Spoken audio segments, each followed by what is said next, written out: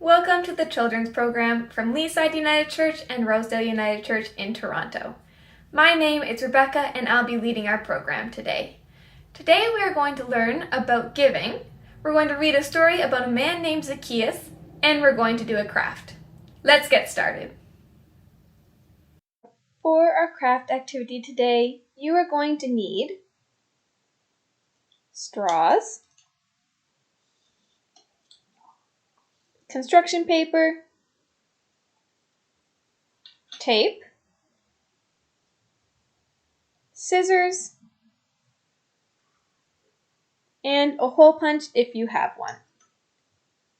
You are also going to need your Read, Wonder, Listen Bible if you have one. If you don't worry, we'll do the story together. If you're watching this video live, you can try to quickly gather what you need. If you're watching on YouTube, you can pause the video now and collect what you need. As we begin our time together, we light the Christ candle to remind us that God is with us in this space.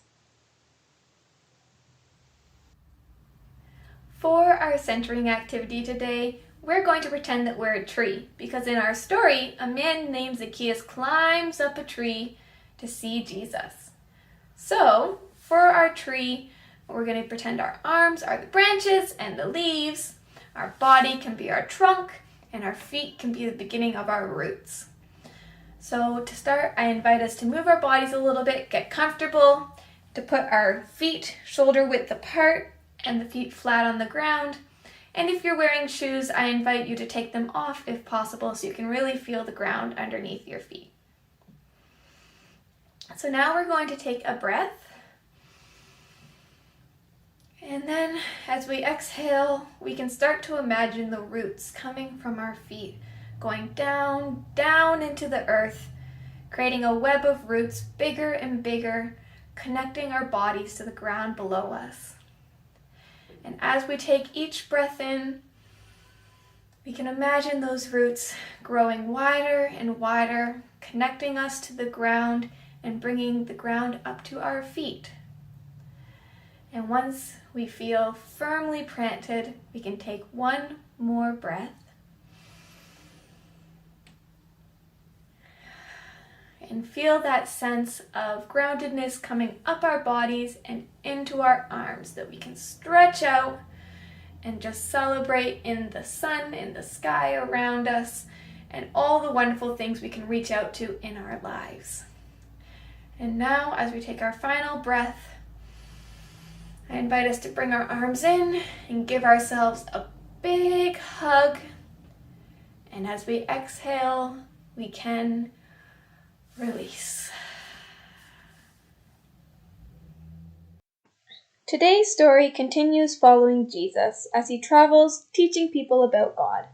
By now, people had heard about Jesus, and crowds greeted him wherever he went, trying to get close to a person who does such amazing things. People thought they knew how Jesus would act, but he often surprised them, including in today's story. Lunch with Zacchaeus, page 139. From the outside, it seemed that Zacchaeus had everything a person could want. A fine home, nice clothes, plenty of money to spend any way he chose. But inside of his big home, Zacchaeus was lonely. He made his money by collecting taxes for the Romans. As far as his own people could see, he grew rich by making them poorer. So they hated him. Zacchaeus was unhappy, but he didn't know how to change things. When he learned that Jesus was on his way to Jericho, Zacchaeus decided to go and see him. Among the disciples, he had heard, was a former tax collector. Was this true? How had he come to follow Jesus? Why had Jesus welcomed him? Zacchaeus longed to know. When the day came, the streets of Jericho were so full of people that Zacchaeus could not even catch a glimpse of Jesus. So he shinnied up a tree like a child and clung to a branch. From his high perch, Zacchaeus could see Jesus moving slowly along the road. Zacchaeus glanced down and saw Jesus looking up at him from the base of the tree. "Zacchaeus," called Jesus, "come down from that tree. I need a place to stay, and I believe you have room at your house." Zacchaeus was so happy he dropped out of the tree like a ripe piece of fruit and landed in front of Jesus. "My home is your home," he said joyfully. When they reached his house, Zacchaeus fed Jesus with the finest food and wine money could buy. Jesus fed Zacchaeus with kindness and understanding. After a wonderful meal and plenty of stories, Zacchaeus stood up and said, "Lord, I know what people say about me, but I am always generous to the poor.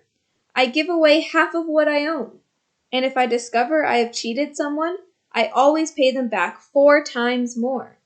He held out his open hands. "But I will joyfully give even more if you tell me to." Jesus hugged Zacchaeus. Then he said, "Along my way I have met many people who cling on to things, especially money. Entering the kingdom of God is a struggle for them.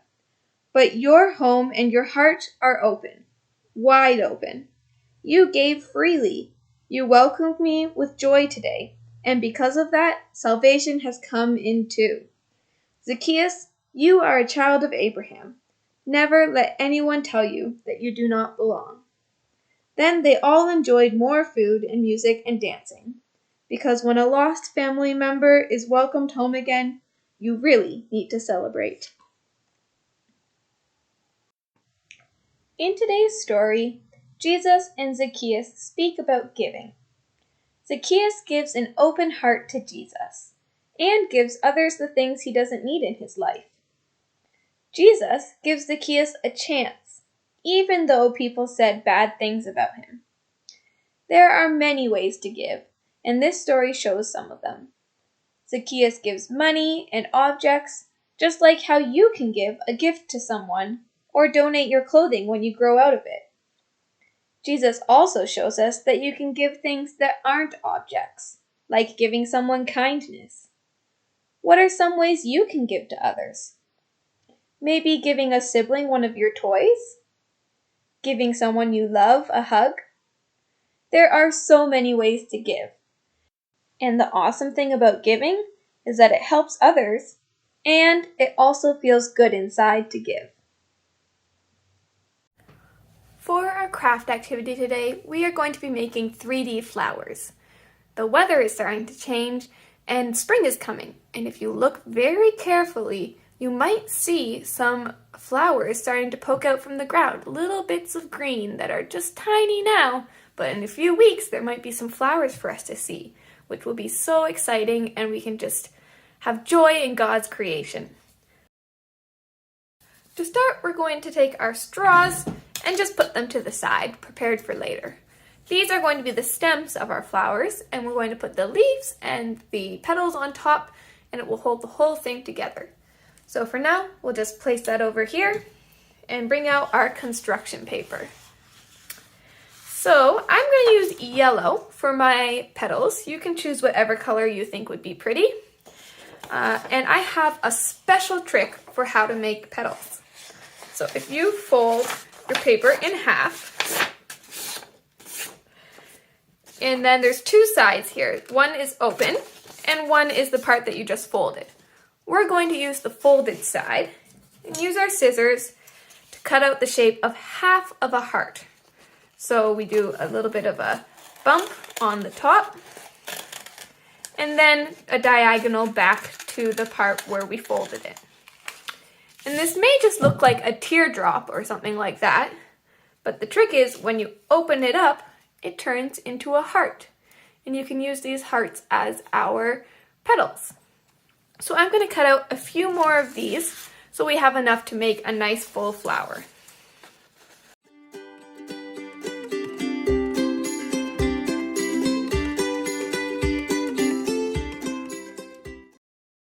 Now that we have our petals, we are going to need our leaves.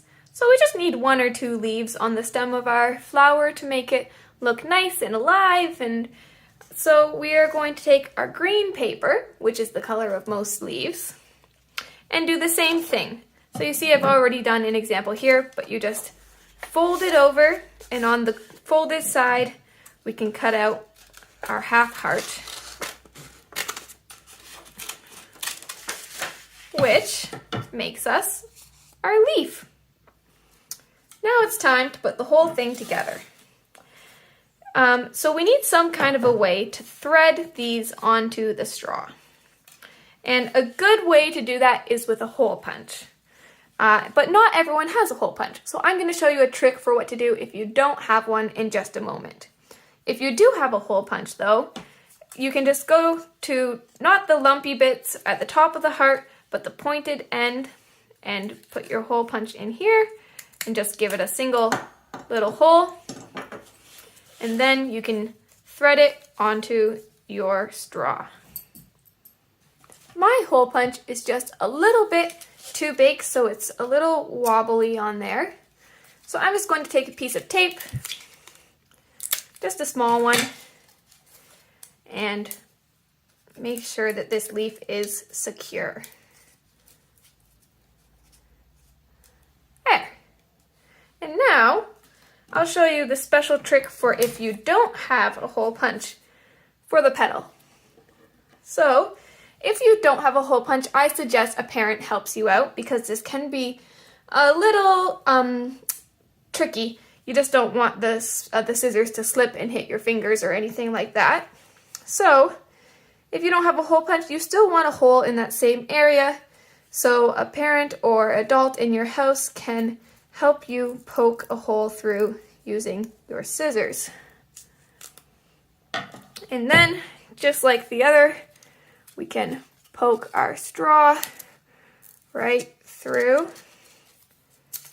Uh-oh. And sometimes, you make mistakes, and that's okay. I'll just give it another try. And that's sometimes the fun in crafting, is you never know what's going to happen. There, let's give it another try. There we go. And we have our first petal. This one doesn't seem to need tape because it's staying by itself pretty well. And then you just keep on putting all the other petals on there until you have a full flower.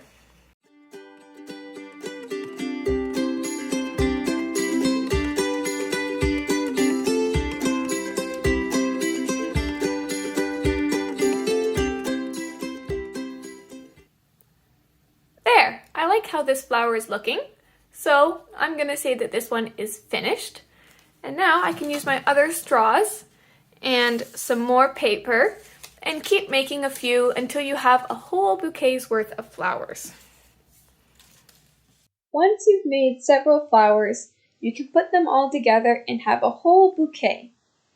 And then you can practice giving by taking one of the flowers and giving it to someone in your home. Notice how it makes you feel when you're giving it to them. What other ways can you think of to give to others? Each day we get a little bit closer to Easter, and we invite you to walk with us on the path to Easter Sunday with our Lenten Path poster. Feel free to print it off from the description and mark off a new dot each day, with each dot representing another day closer to Easter Sunday.